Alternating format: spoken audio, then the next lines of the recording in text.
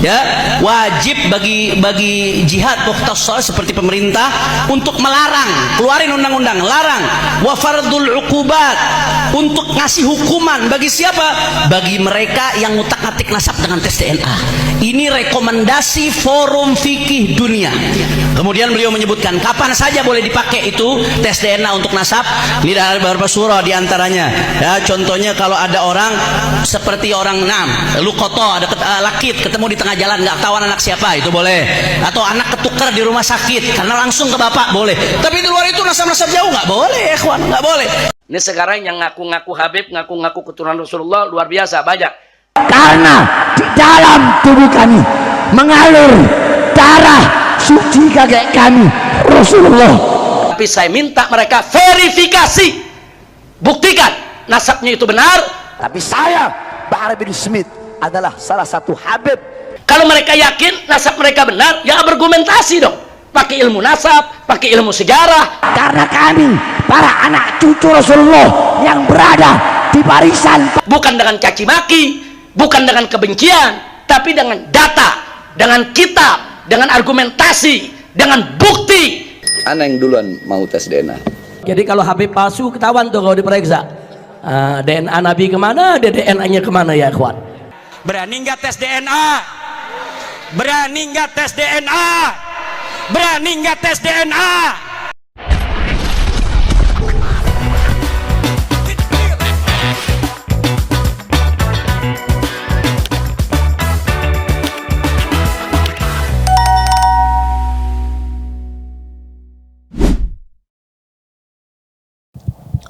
Assalamualaikum warahmatullahi wabarakatuh, sahabat pelita yang dirahmati Allah ya. Ketemu kembali dengan channel ini, semoga sahabat pelita dalam kondisi sehat walafiat dan tentunya masih dalam limpahan dan lindungan yang maha kuasa. Dalam video ini kita sama sekali tidak mau menyudutkan kelompok si A, kelompok si B tentang apa yang terjadi, entah itu kemarin, entah itu yang baru saja sekarang ya, tentang statement-statement para petinggi di negara kita yang mungkin banyak orang-orang tersentil ya dengan ucapan-ucapannya. Tetapi dalam video ini sekali lagi tidak ada maksud untuk menyudutkan pihak manapun. Jadi buat sahabat pelita langsung saja disimak keseluruhan videonya ya. Karena apa? Ketika kita melihat hanya sebatas cuplikan video, takutnya terjadi kesalahpahaman dalam memahami mungkin sebuah video yang sempat beredar di media sosial. Jadi alangkah baiknya menonton videonya sampai dengan selesai, biar apa ya tadi itu, kita tidak gagal paham. Apabila sudah terjadi kesalahpahaman dalam menanggapi sebuah video, nantinya juga terjadi kerancuan dalam pemikiran ketika kita memberikan argumentasi tentang video ini. Jadi sekali lagi ditekankan untuk menyimak videonya sampai dengan selesai. Nah sahabat pelita, biar tidak gagal paham, langsung saja kita simak bareng-bareng. Tetapi sebelum kita lanjut, buat Anda yang belum dukung channel ini, mohon dukungannya dengan cara di like, di share, dan subscribe-nya. Tombol loncengnya juga diaktifkan biar Anda tidak ketinggalan kabar info terbaru dari channel ini. Monggo disimak videonya. Ini dia, silakan.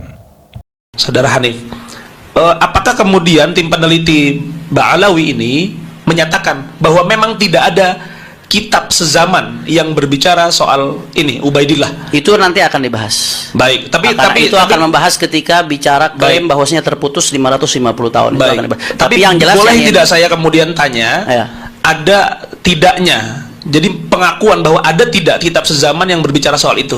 Akan dibahas nanti. Akan dibahas. Akan diuraikan. Ya. Baik. Tadi saya juga sempat menelaah bahwa apa yang disampaikan oleh saudara Hanif Al-Attas, misalkan mengutip Al-Muhibbi abad 12, Son'ani abad 12, An-Nabhani abad 14 dan lain sebagainya, itu belum menunjukkan bukti bahwa Ubaidillah dicatat pada kitab sezaman. Ini logika Kiai Imaduddin Utsman yang mungkin nanti bisa diperkuat. Iya, karena memang ini tadi ada sebenarnya masukan dari beberapa kawan ya, kok lama sekali katanya 20 menit. Saya menginformasikan kepada sahabat-sahabat ini karena kemudian satu arah, maka memang diberikan waktu oleh panitia untuk bisa lebih panjang. 20 menit itu kalau diskusi. 20 menit, tapi memang saudara Hanif itu sudah lebih dari 1 jam.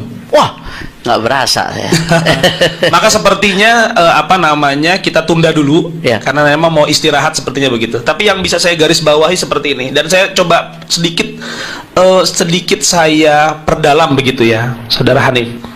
Apakah kemudian tim peneliti Ba'alawi ini menyatakan bahwa memang tidak ada kitab sezaman yang berbicara soal ini Ubaidillah? Itu nanti akan dibahas. Baik, tapi Itu akan membahas ketika bicara klaim bahwasanya terputus 550 tahun. Itu baik. akan dibahas. Tapi yang jelas boleh yang tidak saya kemudian tanya, Ya. ada tidaknya? Jadi pengakuan bahwa ada tidak kitab sezaman yang berbicara soal itu? akan dibahas nanti. Akan dibahas, akan baik. diuraikan. Ya. Baik, Tapi yang jelas yang ingin kami tegaskan, syarat kitab sezaman untuk mutlak absah nasab itu tidak Baik, dibenarkan. ini yang harus dipahami oleh sahabat-sahabat sekalian ya, bahwa memang pertama ada syarat syuhrah wal istifadhah yang ini dikuatkan oleh tadi tim peneliti, dan banyak sekali tadi data-data yang dilakukan oleh disampaikan oleh saudara Hanif. Nanti syuhrah wal istifadhah ini akan terus dikuatkan. Selanjutnya begini, saudara Hanif, saya ingin bertanya dan mungkin menjadi sebuah penguat. Ya. Saudara Imaduddin Hasan mengatakan bahwa ketika ada yang inkar, maka itu tidak syuhrah. Ya. Nah itu nanti mungkin mudah-mudahan bisa diperkuat. Itu akan oleh dibahas. baik, Ya, baik. insyaallah. Terima kasih. Dan tadi saudara Hanif juga menyatakan bahwa ada perbedaan antara diksi turuk dan diksi syurut. Ya. Yang ini kemudian disamakan oleh Kiai Imaduddin Hasan. Betul. Baik, terima kasih. Insyaallah kita akan mulai lagi dengan pembahasan selanjutnya, dan kita akan perkuat narasi argumentasi yang tadi sudah disampaikan, dan insya Allah mudah-mudahan sekali lagi ini untuk islah. Diskusi ini saya agak mereview sedikit. Tadi disampaikan oleh saudara Hanif Al-Attas mengenai syarat atau turuk-turuk daripada itsbat nasab yang disebutkan, dan sudah banyak data material yang disebutkan, dan ini menjadi sebuah hal yang penting karena kemudian data material inilah nanti yang bisa dikonfrontasi. Maka kalau dari pihak Kiai Imaduddin sendiri ini tidak hadir, sebenarnya sangat disayangkan sekali. Saya sangat menyayangkan sekali karena data material yang dibutuhkan itu harus dibantah dari apa yang disampaikan sama saudara Hanif Al-Attas. Tadi disampaikan lagi-lagi bahwa syarat dan turuk syuhrah istifadhah menjadi sebuah hal yang penting dalam isbat nasab, dan itu yang harus kemudian digugat dari kubu Kiai Imaduddin Hasan Usman sendiri. Baik, sebelum nanti kita akan masuk kepada sesi selanjutnya, ini kita akan melanjutkan kembali apa yang tadi disampaikan oleh saudara Hanif Al-Attas, agar kemudian sistematika berpikir bagi sahabat-sahabat sekalian itu lebih terarah. Jadi membangun fondasi dulu, ini yang kemudian ingin kita bahas, lalu biar nanti beberapa masalah-masalah terkait itu bisa lebih mudah dipahaminya. Dan sekali lagi, diskusi kali ini kita tidak membahas soal-soal yang terkait dengan isu sosial kehabaiban. Isu sosial itu tidak pernah kita bahas. Mungkin itu di sisi selanjutnya, habaib-habib yang seperti ini, yang seperti ini, yang seperti ini, itu tidak kita bahas sama sekali. Kita fokus hari ini pada permasalahan isbat nasab, metodologi isbat nasab. Itu yang kemudian fokus kita. Dan saya kembali lagi anggaplah kemudian memberikan saran bagi para narasumber sekalian dengan ayat Allah Subhanahu wa taala berfirman, wa qula lahu qaulan layyina la'allahu yatadzakkar aw yakhsha. Berkata yang baik, cara penyampaian yang baik, diksi kata yang kemudian dipilih adalah sebuah diksi kata yang baik, agar kemudian pihak yang memang saat ini menggugat itu yatadzakkar aw yakhsha. Itu yang terpenting, agar kemudian tercipta rekonsiliasi di antara kita bersama. Baik, saya persilahkan kepada saudara Hanif Al-Attas untuk bisa melanjutkan apa yang tadi disampaikan. Terima kasih. Assalamualaikum warahmatullahi wabarakatuh. Alhamdulillah wassalatu wassalamu ala Rasulillah wa ala alihi wasahbihi man wala. Sebelumnya saya minta maaf kepada pendengar sekalian ya, karena ini formatnya bukan diskusi dua arah, maka berubah jadi format seminar ini. Karena yang kita tunggu-tunggu nggak datang, sehingga saya minta maaf kalau saya ngambil waktu agak panjang, karena seperti yang tadi kami gambarkan, analogikan, ini saya membangun pondasi, nanti akan ada bangunan-bangunan oleh kawan-kawan yang dibangun di atas pondasi tersebut, sehingga mohon dimaklumi sedikit kalau ini agak panjang. Dan kelihatannya karena seruannya 3 hari 3 malam, nah, jadi kami persiapannya 5 hari 5 malam ini bahannya. Jadi mohon maaf kalau agak panjang seperti itu. Jadi tadi kita kembali penyimpangan pertama, kita udah sepakat ya, ternyata ulama itu, ratusan ulama itu yang dulu sudah benar, mereka tuh nggak meleset, sudah betul. Tapi kenapa kok Imad bisa begitu yakin hanya dia yang benar, semua ulama salah? Sehingga dari sini kita bisa kesimpulkan sudah jelas-jelas dia yang menyimpang. Salah satu tadi itu diantaranya dia mengabaikan dan menabrak tatanan ilmu nasab. Saya tadi udah tegaskan masalah syarat sezaman yang itu merupakan syarat mutlak kata Imad dan kawan-kawan, itu adalah syarat yang dibuat-buat. Kalau ada kitab sezaman ya boleh-boleh saja, bagus-bagus saja, tapi itu bukan syarat mutlak yang kemudian karena nggak ada kitab tersebut lalu dianggap nasab tidak tersambung. Tadi kita sudah uraikan panjang lebar, saya kira yang masalah itu sudah tuntas. Kemudian di antara kaidah nasab berikutnya yang diabaikan, Saudara Imad ini selalu mengatakan nasab habaib ba'alawi mardudun batil, mardudun batil, tertolak, batil, tertolak, batal. Oh, bahkan mustahil. Mustahil tersambung. Nah, ini nih lagi-lagi hal ini timbul karena mengabaikan klasifikasi nasab menurut ulama nasab. Ini penyimpangan terkait ilmu nasab juga. Kalau orang paham ilmu nasab, ini basic sekali, hampir di semua kitab teori nasab ini yang dijadikan rujukan oleh Imad disebutkan ya, nasab itu ya setidak-tidaknya ada beberapa klasifikasi, ada beberapa perincian, saya ambil secara global. Setidak-tidaknya ada 4 bagian. Ada yang namanya nasab sahih atau nasab thabit. Nasab sahih ini adalah nasab alladzi ta'akkada thubutuhu bisilsilatin sahihah. Nasab yang telah dipastikan kebenarannya melalui rantai yang sah, ya, mujma'un ala sihhatiha min qibalin nasabin al-muhaqqiqin, yang disepakati keabsahannya oleh para nasabah yang muhaqqiq. Di sini maksudnya disepakati setiap nasabah yang membahas nasab tersebut menganggap sah. Nah, kalau yang nggak bahas ya layun sabuli sakitin qaulun, kalau yang nggak bahas ya berarti dia nggak ada pendapat. Ini kita bicara setiap ulama nasab yang ngebahas nasab tersebut menganggap itu sah. Nah, itu nasab yang seperti ini dianggap sebagai nasab sahih atau disebut juga sahihun thabit. Nah, itu yang pertama. Dan para ulama dengan kesaksian mereka mengatakan nasab balawi termasuk kategori ini karena semua nasabah yang bahas nasab balawi menganggap ini nasab sah. Nggak ada satupun nasabah yang bahas nasab balawi kemudian menganggap nasabnya tidak sah. Sehingga dia masuk kategori yang pertama. Kemudian yang kedua ada nasab masyhur. Saya kasih ringkasnya, singkatnya. Nasab masyhur ini adalah nasab yang terkenal, syuhra wal istifadhah di kalangan banyak orang, ya, apalagi di kalangan kabilah itu sendiri. Hanya saja sekelompok orang yang sudah masyhur ini nggak tahu cara ketersambungannya bagaimana. Misalkan contoh, ada sekelompok orang yang memang sudah dikenal secara turun-temurun sebagai Al-Husaini misalkan, tapi ini nggak ada yang ingkar, mereka ini keluarga Al-Husaini. Tapi amudun nasabnya, silsilah nasabnya itu sulit untuk ditemukan data ketersambungannya di tengah kepopulerannya. Atau contoh, ada satu keluarga terkenal turun-temurun sebagai Ali Drus. Tapi nggak ada amudun nasab yang bisa diverifikasi yang dipastikan itu Ali Drus. Untuk Ali Drusnya itu ke Sayyidina Abdullah Ali Drus nyambungnya dari mana? Fulan bin Fulan bin Fulan bin Fulan. Nah, itu nggak lengkap. Andai kata ada nasab seperti itu tapi dia syuhra istifadhah dan diakui, itu sudah cukup untuk mengakui dia sebagai al-Idrus. Nggak boleh kita langsung semerta-merta menafikan, kecuali kalau ada mu'arid yang ingkar, ada yang to'an, ada yang menafikan, ada nasab yang menafikan, itu lain cerita tuh. Itu disebut nasab masyhur. Jangankan nggak disebutin sumbernya, jangankan salah satu nggak disebutkan, ini nggak ketemu jalurnya, tapi karena syuhra istifadhah masih diakui tetap. Nah, begitu juga yang ketiga, tingkatan yang ketiga ini nasab yang makbul. Nasab makbul yang seperti apa? Makbul itu alladzi athbatahu qaumun min nafsil qabilah alladzina hum ashabus syan wa nafahu qaumun min nafsi tilkal qabilah fal itsbat wan nafi fihi mutasawiyan. Maaf saya interupsi Habibna. Kalau kemudian ibarah-ibarah Arabnya tidak perlu disebutkan, biar langsung penjelasan saja. Kan data materialnya sudah ditampilkan di Baik. Terima kasih. Nasab yang makbul ini nasab yang diitsbat oleh sekelompok orang dari suku tersebut yang mengerti tentunya. Kalau yang nggak mengerti nggak dianggap. Kemudian dinafikan oleh sekelompok lain. Jadi ada ada yang mengitsbat, ada yang menafi. Itu masih disebut makbul, masih bisa diterima. Ada ikhtilaf antar nasabah, itu nggak langsung semerta-merta mardud. Ini kalau kita mau pakai logika Imad, terlepas dari logika tersebut salah, andai lau salamna syajarah mubarakatuh yang dianggap mu'arid itu nafi satu, itu nafinya bukan dari nafsul qabilah.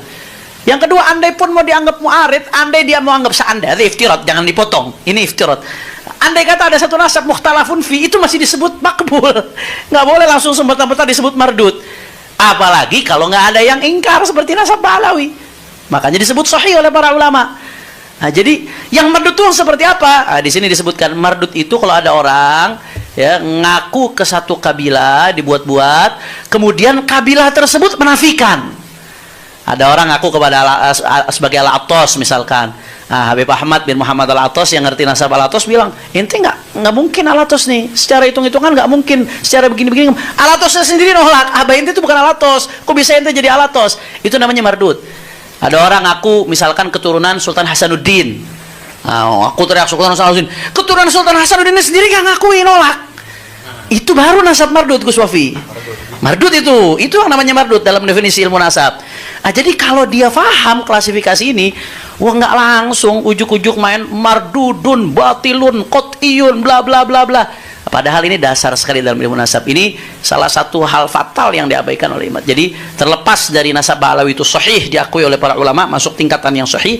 Tapi andai kata pun dia ngikuti klasifikasi ini, kalau dia mau ngotot terhadap pendapatnya bahwasanya syajarah mubarakah itu mengandung nafi, itu tetap nggak sampai pada kategori mardud, nggak sampai pada kategori batil. Tapi pada faktanya para ulama mengatakan nasab Ba'alawi sahih, karena semua nasabah yang nyinggung Ba'alawi semuanya menyatakan sahih. Nah, itu yang penting. Andai kata dia faham saja ini, udah selesai, nggak akan sepanjang ini urusannya. Apalagi sampai hakul yakin. Nah, kemudian berikutnya, beliau ini kalau kita lihat di buku pertama, keduanya itu, khususnya buku pertama itu hanya fokus ke kitab-kitab nasab. Padahal penelitian nasab itu nggak hanya di kitab-kitab nasab. Kitab-kitab sejarah juga penting sebagai bagian dari penelitian nasab. Ya, itsbat pakai kitab nasab. Tapi penelitian sejarah itu menjadi salah satu instrumen penting di dalam melacak nama-nama yang ada dalam sebuah nasab, di dalam melacak syuhran, istifadhah dan lain sebagainya. Sayangnya di buku penelitian yang pertama yang membuat geger di awal itu, saya lihat bahkan nggak menyinggung referensi sejarah sama sekali di situ. Ini seolah-olah meremehkan urgensi kitab-kitab di luar nasab, padahal ya Al-Imam Al-Kamlani dalam kitabnya Al-Budur Al-Madiyah fi Tarajim Al-Hanafiyah itu mengatakan laulat tarikh lajuhilatil ansab wa nusiyatil ahsab. Ya, kalau bukan karena sejarah orang nggak tahu nasab. Nasab itu bahkan bagian daripada ilmu sejarah. Mengabaikan kitab-kitab sejarah dalam penelitian nasab itu sesuatu yang sangat-sangat fatal, apalagi langsung mengambil kesimpulan dini dan langsung digembar-gemborkan.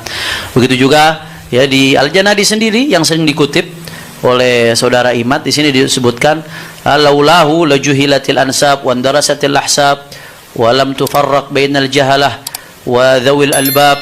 Ya, kalau nggak ada ilmu tarikh, orang nggak tahu nasab dan ahsab itu akan hilang begitu saja semuanya, nggak bisa dibedakan mana yang ahli ilmu, mana yang punya akal. Jadi mengabaikan urgensi kitab-kitab di luar nasab, baik kitab sejarah kah atau kitab-kitab lain yang mengandung informasi sehingga mengambil kesimpulan dini, ini saya kira sangat-sangat fatal. Bahkan Ibrahim bin Mansur sendiri mengatakan kalau sudah keterangan di kitab nasab, ya wa kadza yazdadun nasab quwwatan ala quwa idza ittafaqat hadhihi syura wal istifadhah ma aqwal ulama nasab wa tarikh thiqat fi hadzal nasab. Keterangan kitab nasab kalau udah ketemu sama syuhra istifadhah, cocok sama pendapat ulama, cocok sama keterangan di tarikh, wah itu kuah fogol kuah. Udah validasinya tuh makin luar biasa, double validasinya, kekuatan di atas valid, di atasnya valid itu. Dan faktanya nasab Ba'alawi seperti ini. Selain diakui di kitab nasab, diakui syuhra istifadhah. Yang akui syuhra istifadhah bukan saya loh, ulama yang ngakuin itu syuhra istifadhah dalam perspektifnya ulama. Dan ini sesuai juga dengan kitab-kitab sejarah, dan itu konsisten luar biasa. Jadi ini harusnya kuwatan ba'da kuwatin.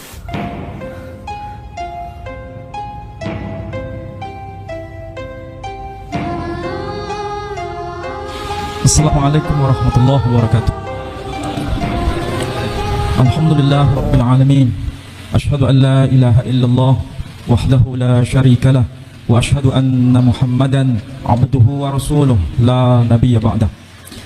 Terima kasih atas kehadiran saudara-saudara sekalian, karena pada hari ini kami dari Yayasan Pembina Mu'allaf At-Tauhid menerima tamu-tamu yang tentu saja membuat heboh Indonesia. Tamu-tamu ini kami terima dengan tangan terbuka. Siapapun yang datang ke Geraha Mu'allaf kami terima semua. ada yang muslim, ada yang non muslim. Datang bertamu kepada kami akan terima. Siapapun yang datang. Kebetulan saat ini yang datang adalah dari saudara-saudara yang asal dari Trah Wali Songo. Seandainya dari kalangan Ba'alawi datang ke sini, kami juga akan terima. Prinsip dasar yang dikembangkan oleh Geraha Mu'allaf adalah kajian akademik. Dan itulah semangat yang harus menjadi panduan kita. Membela kebenaran, bukan membela pembenaran. Dan dalam konteks ini, alhamdulillah ada datang Tubagus Mogi yang ada di sebelah kanan saya, kemudian Sayyid Tengku Mudaqari, kemudian beliau yang baru saja berbicara kepada kita dengan berbagai data-data terbaru yang tentu saja itu menjadi renungan kita bersama, yakni beliau yang dikenal dengan nama Kiai Haji Imaduddin bin Usman Al-Bantani. Kemudian ada juga Kiai Pleret atau Gus Fuad Pleret yang senyumnya membuat kita semakin terkesima, dan juga Kiai Nur Ikhya yang sangat halus bahasanya, sangat santun tutur katanya, yang membuat kita sangat sulit untuk menolak apa yang beliau katakan. Kemudian Gus Fakih Al-Muqaddam katanya. Mudah-mudahan ini menjadi penyemangat. Setiap orang itu punya karakter, tapi karakter masing-masing orang itu sebetulnya bermuara dari hati. Dan sebenarnya dia bicara dalam konteks kebenaran atau dalam konteks bukan kebenaran, itu bisa dideteksi. Dan saya kira kita semua punya itu. Nah, masalahnya apakah yang tadi beliau katakan itu manipulasi atau tidak? Pasti dan pasti orang yang cerdas dan waras bisa membuktikannya. Nah, saudara-saudara sekalian, saya tidak akan menjelaskan secara detail apa yang telah diuraikan oleh beliau-beliau tadi. Saya hanya ingin mengetuk hati kita semua bahwa untuk membuktikan kebenaran itu tidak cukup dari klaim sepihak. Ini sering saya ulang. Untuk membuktikan kebenaran itu bukan pada dokumen sepihak atau dokumen internal, tapi harus dokumen eksternal. Itu minimal yang harus kita pahami. Apalagi dalam konteks yang sezaman. Kita mulai dari tokoh yang tentu saja ini penting. Tapi sebelumnya saya ingin garis bawahi, agama yang ada di sekitar kita, sumbernya itu bila berasal dari sumber yang satu, pasti pesannya itu seragam. Apa buktinya? Muslim mengenal istilah salam, arti harfiahnya damai sejahtera. Nasrani dan Yahudi mengenal istilah shalom, arti harfiahnya damai sejahtera. Kalau kita lihat ajaran Hindu mengenal istilah shanti, om, santi, shanti, shanti, om, arti harfiahnya damai sejahtera. Buddha kita kenal dengan istilah syadu, syadu, syadu, arti harfiahnya damai sejahtera. Agama Konghucu dan Tao berbahasa Mandarin mengenal istilah shancai, shancai, shancai, arti harfiahnya damai sejahtera. Jangan diplesetkan jadi Shinchan ya. Shancai. Coba perhatikan itu dengan perenungan yang dalam. Mengapa muncul istilah salam, shalom, santi, sadu, shancai? Membuktikan bahwa sumber agama itu merujuk pada zat yang mutlak yang satu itu dalam bahasa yang berbeda. Tapi simbolnya jelas. Di situ kalau pakai bahasa anak milenial sekarang pakai simbol huruf S supaya gampang dipahami. Ini menandakan kalau sebuah agama, sebuah ajaran menyimpang dari ajaran yang menebarkan damai sejahtera, patut dicurigai apa itu sebenarnya yang diajarkan. Jadi semangat agama ke sana sebenarnya. Nah, dari sisi ini kita mulai lihat tokoh yang sering kita kenal. Kita mulai dari Al-Quran saja sebagai bukti internal. Karena kita Muslim pasti nahnu abna'ud dalil. Kita ini putra-putra orang berdasar pada dalil. Apa yang dikatakan Quran? Ibrahim berkata, dan itu ditegaskan dalam Al-Quran. Alhamdulillahilladzi wahabali 'alal kibari Ismaila wa Ishaqa inna rabbi lasami'ud du'a. Segala puji bagi Allah yang menganugerahkan kepadaku di masa tua, yakni Ismail dan Ishak. Ini tercantum di surah Ibrahim.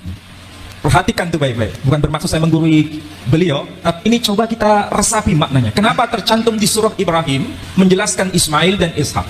Ini dikuatkan dengan bukti eksternal. Sekali lagi, siapapun yang berhujjah hanya berdasarkan bukti internal cukup berlaku bagi kelompoknya sendiri. Tidak perlu memaksa kelompok lain. Tapi kalau ingin diakui sebagai hujjah yang kuat, maka hadirkan bukti eksternal itu. Bagaimana bisa dibuktikan data eksternal? sebagaimana yang disampaikan dalam Quran. Kita bisa lihat dari Alkitab atau Bible, atau orang Yahudi menyebut kitab Tanakh, dari kata Torah, Nevi'im, Ketuvim. Dalam kitab itu disebutkan, tentu bukan dalam bahasa Arab, disebutkan apa? Bnei Abraham, Yitzhak wa Ismail. Anak-anak Ibrahim ialah Ishak dan Ismail. Ini sudah menjadi bukti. Ada bukti eksternal. Maka bagaimanapun caranya, kebenaran itu semakin terungkap bahwa ini bukan tokoh fiktif Ibrahim itu, karena ada bukti eksternal. Nama Ibrahim asalnya dari kata Abram. Jadi nama aslinya itu Abram. Abram ben Terah ben Nahor. Kemudian berubah namanya menjadi Abraham. Quran sendiri boleh membaca dengan nama Ibrahim. Makanya salah satu qiraah sab'ah, ayat yang berbunyi Bismillahirrahmanirrahim. Wa idh yarfa'u Ibrahimul qawa'ida minal baiti wa Ismail Rabbana taqabbal minna innaka antas sami'ul alim. Jadi boleh dibaca Ibrahim, boleh dibaca Ibrahim. Ini kalau kita kaji dari sisi linguistik, dirosah lisaniyah atau kajian kebahasaan. Dari Abraham menjadi Ibrahim itu ada lompatan. Maka supaya tidak melompat, perlu mediator, bahasa yang menjadi pengantar dari perubahan bahasa Arab ke bahasa Ibraninya atau sebaliknya. Dari Ibrahim ke Abraham kita ketemukan nama Ibrahim. Logikanya dari Abraham, dari kata Ibrahim dan menjadi kata Ibrahim, ini pasti merujuk pada tokoh yang sama. Dan nama Abraham sekali lagi dari kata Abram. Kata Abram ini juga ditemukan dalam kitab saudara kita yang lebih tua. Apa itu? Agama Hindu. Kitab apa itu? Kitab Bhaviswa Purana. Disebutkan nama Abiram, puter Terahan, puter Nahoran. Sementara dalam kitab-kitab klasik Islam disebutkan Ibrahim bin Tarih bin Nahur. Dari tradisi Yahudi, kitab Talmud ataupun Alkitab atau disebut Bible menyebutkan Abraham bin Terah bin Nahor. Jadi disebut nama Abiram, Abram, Ibrahim, Abraham, tokohnya bukan tokoh fiktif. Karena apa? Ada data-data yang lengkap, bukan sekedar data internal tapi data eksternal. Ada data yang lebih senior, ada data yang lebih terakhir. Semuanya itu kalau dikumpulkan merujuk pada fakta, bukan fiksi. Ini cara kita berpikir waras dan sehat. Kecuali kalau berpikir yang tidak waras, hanya klaim sepihak. Jadi siapapun yang mau jujur mengakui kebenaran, pasti tidak bisa menolak apa yang saya katakan ini. Apalagi kalau dihubungkan dengan tradisi yang lebih luas lagi. Tadi sudah disinggung, misalnya, apa betul Bani Jawi itu ada kaitan dengan Ismail, ada kaitan dengan Ibrahim. Ternyata data ini juga dikenal dalam historiografi Nusantara sendiri. Tokoh Aji Saka itu bukan hanya diakui di kalangan orang Jawa. Orang Sunda juga mengenal itu, Aji Saka. Kalau di Jawa menyebutnya Aji Soko. Di Madura juga mengenal itu, nama tokoh itu. Dan kalau yang manuskrip yang Jawa menyebutkan bahwa orang Jawa itu dikenal dengan sebutan Bani Jawi, tapi dalam makna sempit, bukan dalam makna lebih luas. Dan disebutkan wayahipun Nabi Ismail. Itu perlu dibahas sebetulnya. Karena orang Jawa sendiri, kebanyakan yang generasi milenial ini jarang sekali buka-buka manuskrip. Jarang sekali buka-buka data tradisi mereka sendiri. Kebanyakan mereka belajar dari sisi tradisi asing. Nah, berkaitan dengan itu, maka perlu namanya penyadaran bahwa negeri kita ini jangan sampai kita buta dengan sejarah kita sendiri. Saudara-saudara yang generasi muda punya kewajiban untuk menelusuri kembali kekayaan budaya kita. Artefak kebudayaan kita itu begitu luar biasa. Maka inilah waktunya bagi saudara-saudara untuk merefleksi diri. Dan Kiai Imaduddin Al-Bantani sudah memberikan semacam preambul bagaimana cara mengkaji data itu secara baik. Ada plus minus itu pasti, tetapi bukan berarti kita ini tidak mau baca. Masalahnya masyarakat kita ini tidak mau baca. Bahkan sebelum mendengar sudah a priori. Bahkan karena terlalu tradisi itu begitu mengakar lama, sehingga ketika menemukan sesuatu informasi yang sepertinya asing dianggap sebagai yang salah. Akibatnya apa? Ini doktrin. Agama itu tidak hanya dalam konteks doktrin, tapi juga pertanggungjawaban ilmiah. Saya yakin saudara-saudara yang ada di depan saya dan para ulama yang ada di samping kanan dan di samping kiri saya ini punya kewajiban moral untuk memberikan penyadaran kepada anak-anak muda, kepada bangsa besar ini, supaya beragama bukan sekedar doktrin, apalagi halu. Itu sangat-sangat tidak berkenan. Maka yang penting adalah bagaimana beragama dengan pertanggungjawaban moral, Sehingga menjelaskan Islam itu dengan cara yang benar, menjelaskan Islam itu dengan cara yang benar-benar akademik dari bukti internal dan bukti eksternal. Itu minimal. Dan tentu saja ini tidak mudah, perlu pertanggungjawaban studi yang semakin meningkat dari hari demi hari. Saya kira demikian yang bisa saya tambahkan. Saya tidak bermaksud untuk mengulang kembali, tapi saya hanya memberikan semacam informasi secuil saja yang bisa bermanfaat untuk saudara-saudara sekalian. Saya kira demikian. Wassalamualaikum warahmatullahi wabarakatuh. Sahabat pelita yang dirahmati Allah ya, keseluruhan video sudah kita simak bareng-bareng ya. Semoga kita bisa mengambil hikmah dari apa yang sudah kita tonton dan kita bisa menjadikan sebuah pelajaran, entah itu dalam hidup kita, entah dalam kegiatan kita sehari-hari, bahkan dalam bertutur kata. Banyak orang terkeliru ketika menanggapi sebuah video, banyak orang terkeliru ketika melihat ya, entah itu antara suka dan tidak suka yang namanya ketika menonton video itu pastinya sumber-sumber berita yang mungkin ada yang pro, ada yang kontra, yang namanya berita ya pasti yaitu tadi ada pro dan kontranya. Dan di sini kita tekankan apabila kita kontra ketika memberikan sebuah argumen, sekali lagi ketika kita berdiskusi itu harusnya menyatukan misi, biar apa ya, persatuan dan kesatuan kita itu tetap terjaga, sahabat pelita ya. Banyak dari kalangan kita itu ya sekali lagi ketika pro dan kontra, yang kontranya itu karena mungkin kurang suka, yang ketika pro itu janganlah memandang atau melihat sesuatu dari kacamata Anda sendiri dan memaksakan kehendak ketika memberikan sebuah argumen. Orang ketika mencintai membabi buta itu semua yang mungkin keluar dari apa yang sudah disampaikan. Mungkin ada sosok yang mungkin dicintai ya dalam video ini. Satu contoh lah, orang-orang yang mungkin selalu memberikan ceramah dan lain sebagainya. Dan orang itu kebetulan merupakan idola ya, junjungan lah katakanlah ya, seperti itu. Sehingga apapun yang keluar dari mulutnya ataupun ucapan-ucapannya itu selalu dibenarkan, walaupun kadangkala itu ada unsur yang mungkin kesalahan ya dalam memberikan wejangan, memberikan tausiah dan lain sebagainya.